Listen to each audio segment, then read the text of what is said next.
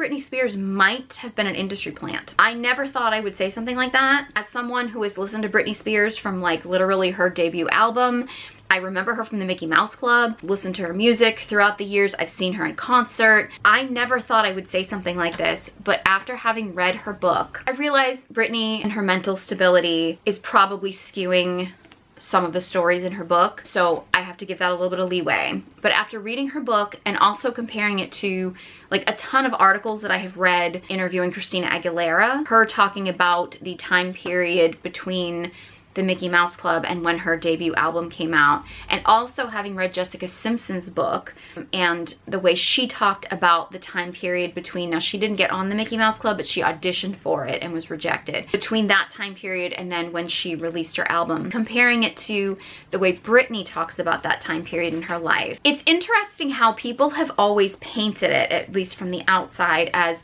oh, Britney was always like the least competitive. She was always in interviews saying like, well, there's room for all of us. Whereas Christina and Jessica, you know, and there were other pop stars at that time, but those are the two that I'm most familiar with, they always came across a lot more competitive. Both Christina and Jessica both paint that time period as there being so much pressure. This being this, okay, there's a rush. Whoever gets their pop album out first is gonna be the queen of pop, and then Britney's is the first one released, so Britney kind of becomes the new queen of pop. Britney's account of that time period in her book, there's like no mention of there being a stress to get things out. There's no mention of the pressure to get things, you know, released. In fact, the way she talks about the time period between the Mickey Mouse Club and her releasing her album, she's kind of got this sense of like she just got to be a normal kid, party with her friends, and just be like a regular Louisiana country girl and stuff like that. And then she kind of like, you know, just went into the music business and made an album, and everything just sort of like happened for her. But yet with a Christina, there was like this pressure, this push.